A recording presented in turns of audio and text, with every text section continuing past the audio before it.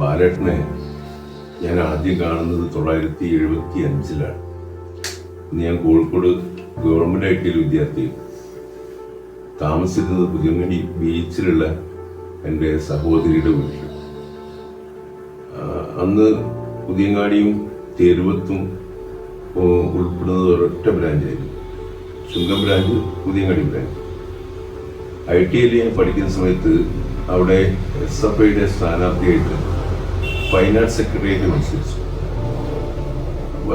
ആ മത്സരത്തിന് അന്ന് SFIയിൽ ചുമതല ഉണ്ടായിരുന്നത് പിന്നീട് മരണപ്പെട്ട സഖാവ് U ശരത് കുമാറാണ്. ഇപ്പോഴത്തെ നമ്മളെ ഹേമന്ത് കുമാറിന്റെ സഹോദരൻ, കലാനാഥൻ മാഷിന്റെ സഹോദരൻ. അപ്പൊ ആ തെരഞ്ഞെടുപ്പില് സാമ്പത്തികമായിട്ട് വളരെ പ്രയാസമുണ്ടായിരുന്നു.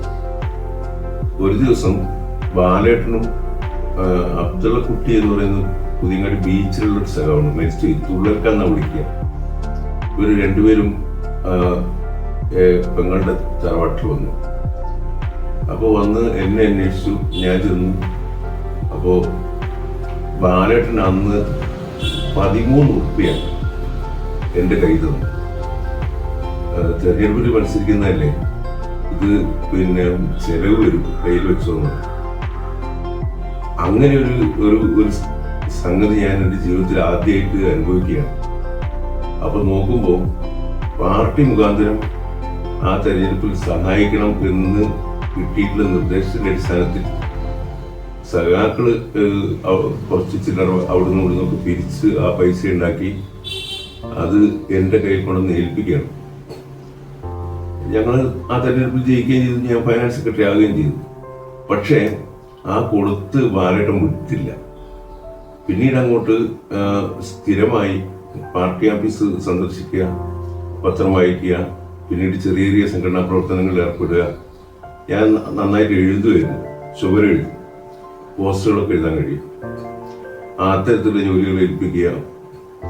അങ്ങനെയാണ് പതിയെ പതിയെ ഒരു വിദ്യാർത്ഥി മെമ്പർഷിപ്പ് മാത്രം ഉണ്ടായിരുന്ന എന്നെ പാർട്ടിയിലേക്ക് ബാലേട്ടൻ കൂട്ടിക്കൊണ്ടിരിക്കുന്നു.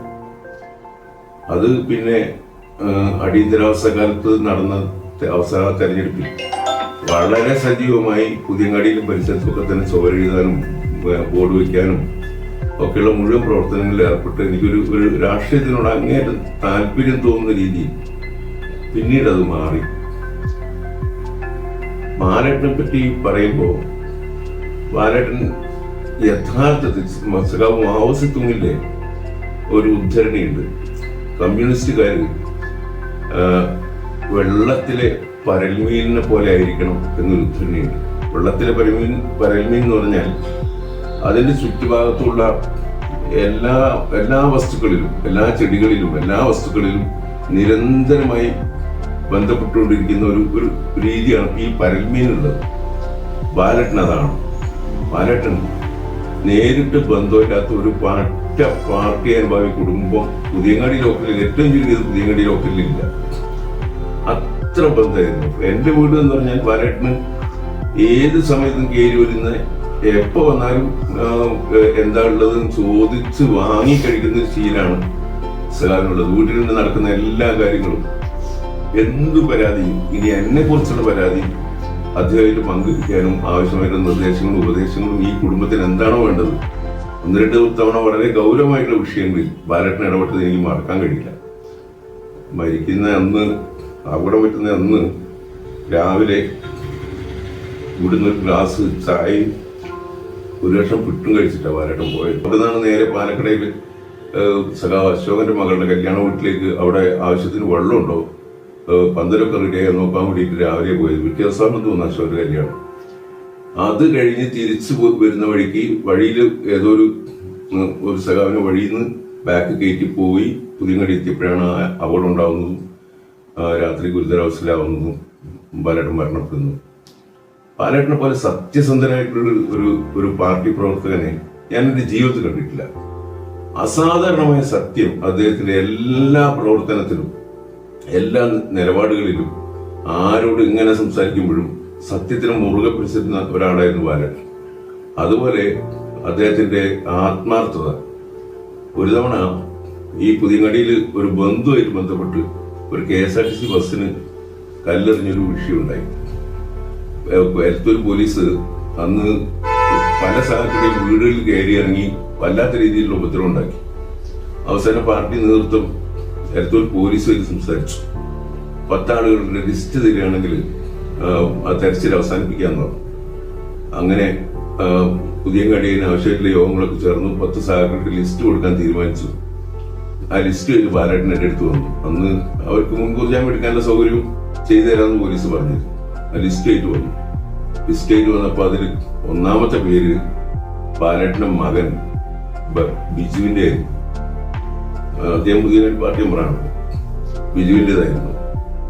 ഞാൻ പറഞ്ഞു ബാലയുടെ 12 ആളുടെ ലിസ്റ്റ് കൊണ്ടുവന്നിട്ടുണ്ട്. 10 ആള് പോലെ 2 ഒഴിവാക്കാൻ ഇതെന്തിനാ ബിജുവിനെ ചർച്ച? എന്റെ മോനല്ലോ ആദ്യം ചേരുന്നുണ്ട്. ബാക്കിയുള്ള ആൾക്കാർക്ക് ഓരോരുത്തരും മക്കൾ തന്നെയല്ലേ, എല്ലാവർക്കും മക്കൾ പ്രധാനപ്പെട്ടതല്ലേ. എന്റെ മോനെ ചേർത്തിയ ശേഷം ബാക്കിയുള്ള ചേർത്തിയാൽ മതി. അതിൽ 2ാം പ്രതി മരിച്ചുപോയ സഖാവ് VM ശ്രീധരേട്ടന്റെ മകനായിരുന്നു. അതും ശ്രീധരേട്ടൻ പറഞ്ഞിട്ട് ചേർത്തിയത്. അത്തരത്തിലുള്ളൊരു പാർട്ടി പ്രവർത്തന രീതി സഖാവിനുണ്ടായിരുന്നു. സത്യം എന്ന് പറഞ്ഞാൽ സത്യം മുറുകെ പിടിച്ചുള്ള നിരവധി ഉദാഹരണങ്ങൾ പറയാൻ വേണ്ടി കഴിയും. ഓരോ വിഷയത്തിലുണ്ടാകുന്ന സമൂഹത്തിൽ ഉണ്ടാകുന്ന ഓരോ ചലനങ്ങളും ബാലേട്ടൻ ഓരോ ചലനങ്ങളും മനസ്സിലാക്കിയിരുന്നു. അതിനനുസരിച്ച് പ്രശ്നങ്ങൾ ഇടപെടാൻ അദ്ദേഹത്തിന് കഴിഞ്ഞിരുന്നു. ബാലേട്ടന് വിദ്യാഭ്യാസം കുറവാണ്. ഒരു പക്ഷേ ഇല്ലാന്ന് തന്നെ പറയാം. 1ാം ക്ലാസ് 2ാം ക്ലാസ് വിദ്യാഭ്യാസം മാത്രമേ ഉണ്ടായിരുന്നുള്ളൂ.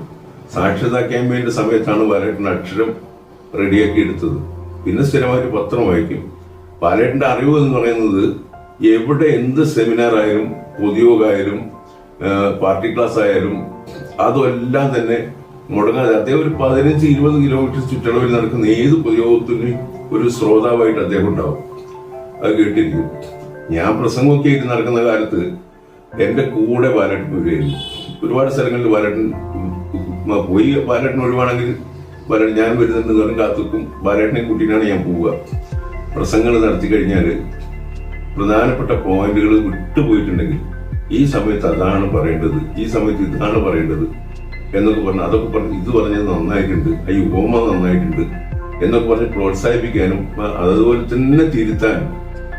സത്യം പറഞ്ഞാല് ബാലേട്ടനെ മരണപ്പെട്ടതിന് ശേഷം പല അവസരങ്ങളിലും വല്ലാത്തൊരു നഷ്ടബോധം തോന്നിയിരുന്നു. എന്റെ കുടുംബത്തിൽ തന്നെ ഉണ്ടായിട്ട് പല കാര്യങ്ങളും വന്നപ്പോൾ ബാലേട്ടൻ ഇല്ലാണ്ടായി പോയല്ലോ എന്ന് പലതവണ തോന്നിയിരുന്നു. എനിക്ക് മാത്രമൊന്നുമില്ല, പുതിയങ്ങാടിയിലും പരിസരത്തുമുള്ള നിരവധി പാർട്ടി അനുഭാവികൾക്കും സഹാക്കൾക്ക് പ്രവർത്തകർക്ക് മറ്റു രാഷ്ട്രീയ പാർട്ടികളിൽപ്പെട്ട ആളുകൾക്കും ആ തോന്നൽ ഉണ്ടായിട്ടുണ്ടാവും എന്നാണ് എൻ്റെ അഭിപ്രായം.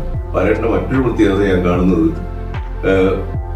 പ്രക്ഷോഭങ്ങൾ പ്രഖ്യാപിക്കുന്ന സമയത്ത് ബന്ധുകൾ അത്തരത്തിലുള്ള ഹർത്താൽ അത്തരത്തിലുള്ള സമരങ്ങളൊക്കെ വരുമ്പോൾ നിർബന്ധമായ ഒരു 3 ദിവസം മുമ്പെങ്കിലും ബാലേട്ടന്റെ നേതൃത്വത്തിൽ പാർട്ടിയുടെ ഒരു മുതിർന്ന സഹാക്കളുടെ സ്ക്വാഡ് പുതിയങ്ങാടി പരിസരത്തിലുള്ള എല്ലാ സ്ഥാപനങ്ങളിലും കയറിയിറങ്ങി ഒരു 3 ദിവസം കഴിഞ്ഞ് ഇന്ന തീയതിയിൽ ഞങ്ങൾ ഒരു ഹർത്താൽ ആചരിക്കുന്നുണ്ട്, അല്ലെങ്കിൽ ഒരു ബന്ദ് ആചരിക്കുന്നുണ്ട്, നിങ്ങൾ കടകൾ അടച്ച് സ്ഥാപനങ്ങൾ അടച്ച് ഞങ്ങളുടെ കൂടെ സഹായിക്കണം എന്ന് അപേക്ഷിക്കുകയും ചെയ്യും. അങ്ങനെ ഒരു മുന്നറിയിപ്പ് കൊടുക്കാനും അത്തരം കാര്യങ്ങളിൽ പ്രതിഷേധമില്ലാതെ എല്ലാവരെയും സഹായിപ്പിക്കാനും അത്തരം ബന്ധുകളും ഹർത്താലുകളും ഒക്കെ ഏറ്റവും സമാധാനപരമായിട്ട് നടത്താനും അതിന് നേതൃത്വം കൊടുക്കാനൊക്കെ ബാലേട്ടന് കഴിയുന്നു. എന്താണോ ഒരു കമ്മ്യൂണിസ്റ്റുകാരൻ എന്തായിരിക്കണം, എങ്ങനെയായിരിക്കണം എന്നതിനെ കുറിച്ച് ആരും ചിന്തിക്കുമ്പോഴും ഞങ്ങൾ പുതിയങ്ങാടിക്കാർക്ക് ബാലേട്ടനെ പോലെ മാതൃകയാക്കി മുന്നോട്ട് വയ്ക്കാൻ പറ്റുന്ന ഒരു സഖാവ്, ഒരു നേതാവ്, ഒരു രക്ഷിതാവ് ഞങ്ങൾക്ക് വേറെയില്ല. അത്രയധികം വളരെ ചുരുങ്ങിയ വിദ്യാഭ്യാസം കൊണ്ട് വിശാലമായി ചിന്തിക്കുകയും വിശാലമായി പ്രവർത്തിക്കുകയും ചെയ്തിട്ടുള്ള സഖാവാണ്. പുതിയങ്ങാടി സർവീസ് ബാങ്ക് സ്ഥാപിക്കുന്നത് അദ്ദേഹത്തിന്റെയും VM ശ്രീധരേട്ടന്റെയും കഠിനമായിട്ടുള്ള പരിശ്രമത്തിന്റെ ഭാഗമായിട്ടാണ്. അതിൽ VM ശ്രീധരേട്ടൻ മരിച്ചതിന് ശേഷം ബാലേട്ടൻ അതിന്റെ പ്രസിഡന്റായി. ഇത്ര വളരെ കുറഞ്ഞ വിദ്യാഭ്യാസമുള്ള ബാലേട്ടൻ അതിന്റെ പ്രസിഡന്റായി നിൽക്കുന്ന സമയത്താണ് ആ ബാങ്കിന്റെ സാമ്പത്തിക അടിത്തറ ഏറ്റവും ഭദ്രമായി വളരുന്നത്. തുടക്കം മുതലേ ബാങ്കിന്റെ കാര്യത്തിൽ സഹായിച്ചിട്ടുള്ള ഒരാളാണ് ഞാൻ. സാമ്പത്തികമായിട്ടുള്ള ഭദ്രത വളരുന്നത് അതിനൊരു അടിസ്ഥാന കാരണം ബാലേട്ടൻ ഒരു സത്യസന്ധനാണ് എന്ന് പുതിയങ്ങാടിയിലും ഈ നിക്ഷേപകർക്കും ഉണ്ടായിട്ടുള്ള ഒരു വലിയ വിശ്വാസമാണ്. അത് അദ്ദേഹത്തിന് മേലുള്ള ആ ഒരു വിശ്വാസം ബാങ്കിന്റെ ഉയർച്ചയ്ക്കും വളർച്ചയ്ക്കും നിർണായകമായി ഉപയോഗിക്കാൻ അദ്ദേഹത്തെ പോലെ ഒരാൾക്ക് കഴിഞ്ഞു. അതിപ്പോ വലിയൊരു സ്ഥാപനമായിട്ട് വളരുകയും ചെയ്തു.